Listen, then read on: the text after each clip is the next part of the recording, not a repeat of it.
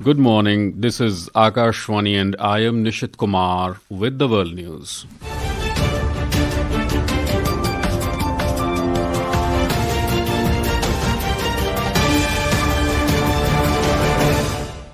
The headlines. India condemns demolition of Hindu deity statue during Thai-Cambodia border clashes, says such disrespectful act hurts sentiments of followers around the world. Tariq Rahman, acting chairman of Bangladesh Nationalist Party, is set to return to Dhaka after 17 years in exile. Ukraine President Volodymyr Zelensky unveils new peace proposal to create an internationally monitored demilitarized zone. And Christmas being celebrated across the globe with festive fervor to mark the birth of Jesus Christ.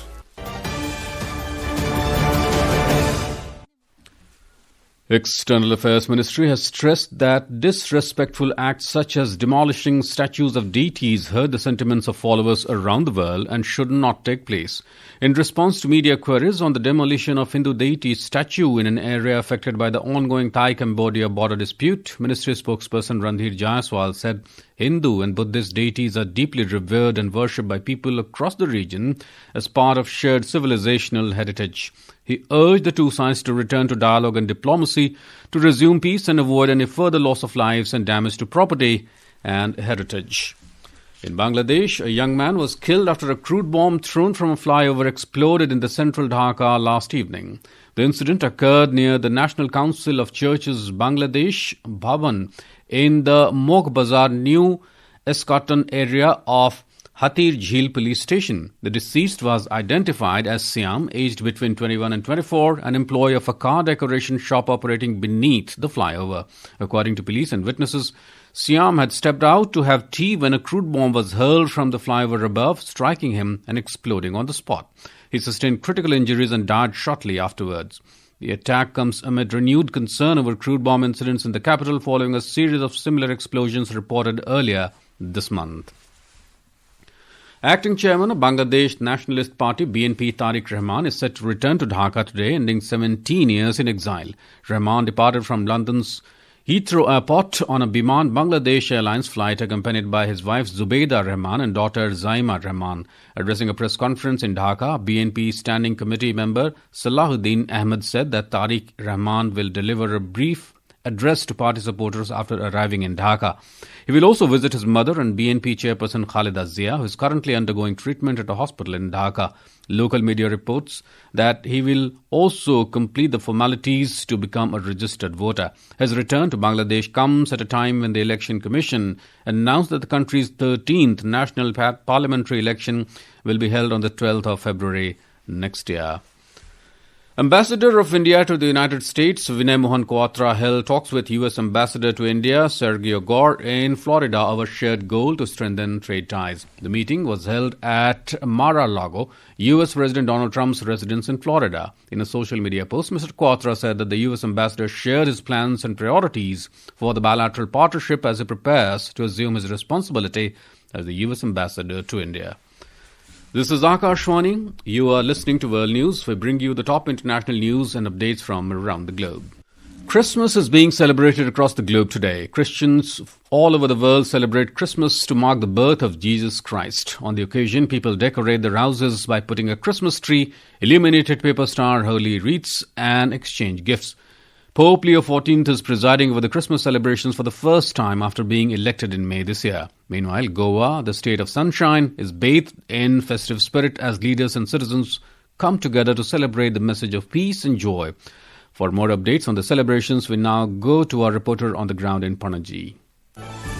From the historic churches to every home, Goa is celebrating a vibrant blend of tradition and modernity. Governor Pusapati Ashok Gajapati Raju, Chief Minister Dr. Pramod Sawant, and Archbishop Felipe Neri Cardinal Ferrao have extended warm greetings, calling for unity to strengthen the state's unique social fabric. While celebrations are evolving with digital greetings and modern decor, the heart of the festival remains. Families are gathering over traditional delicacies of bebinka and dodol, transcending the barriers of religion and caste. As the Chief Minister noted, Goa remains a model of peaceful living, reminding us today that inclusion is our greatest strength. This is Mahesh Sobre for Akashwani News, Panji. Nagaland too is celebrating Christmas with deep religious reverence and festive spirit. A report. Christmas in Nagaland is being marked by deep religious devotion as citizens commemorate the birth of Jesus Christ. On Christmas Eve, many churches held evening and midnight masses with prayer session ushering in the spirit of the joyous day. As the clock struck midnight, people welcomed Christmas with a bursting of fireworks and the singing of carols, wishing one another Merry Christmas and offering prayers for blessings, peace and harmony. This morning, congregations of different denominations are gathering in churches for community worship and prayer across the state, dressed in their finest attire and singing hymns of praise. Delectable feasts are being prepared to regale the Naga spirit and partake in traditional community feasts. Exchange of greetings and gifts and visits to friends and dear ones are marking the celebration, while some are expressing their goodwill by visiting the less privileged. Asunyo, Akashvani News, Kohima.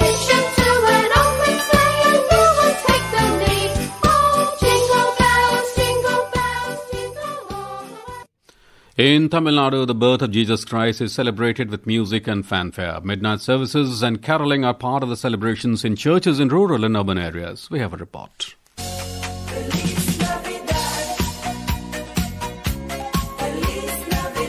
The birthday of Jesus Christ is celebrated throughout the day with carol singing in churches and along with visiting family and friends, sharing the traditional Christmas goodies like cakes, adrasam, rose cookie and mundrikottu. People of all ages sing their favorites Bethalel Pirandavarai Potri Thudi Madame, Hark the Herald and Jingle Bells can be heard both in churches and at homes. Decorated trees and festoons bring back the joy of Christmas to one and all. As this is also Margali season in Tamil calendar, Carnatic music and classical dance performances are also held everywhere.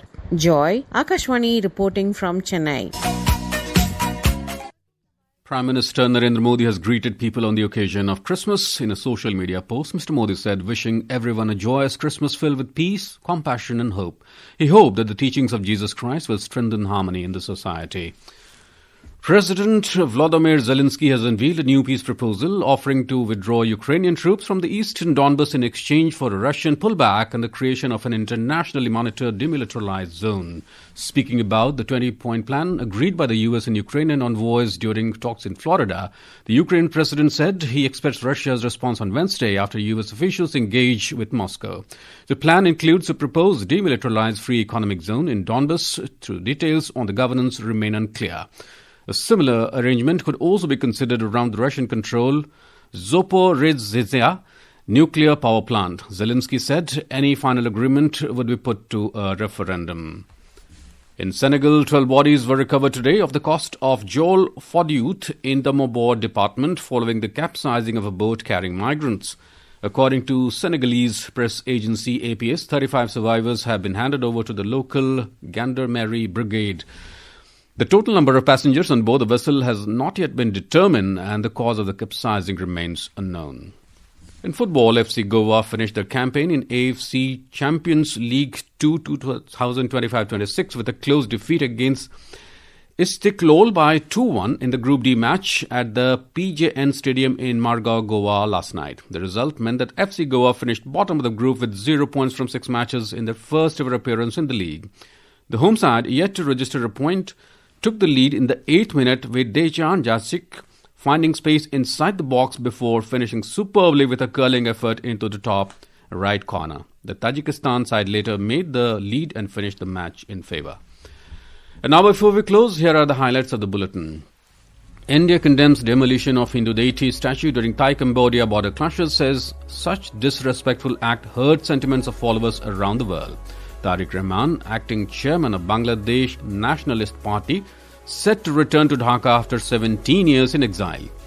Ukraine President Volodymyr Zelensky unveils new peace proposal to create an internationally monitored demilitarized zone, and Christmas being celebrated across the globe with festive fervor to mark the birth of Jesus Christ. And that is the end of this news bulletin.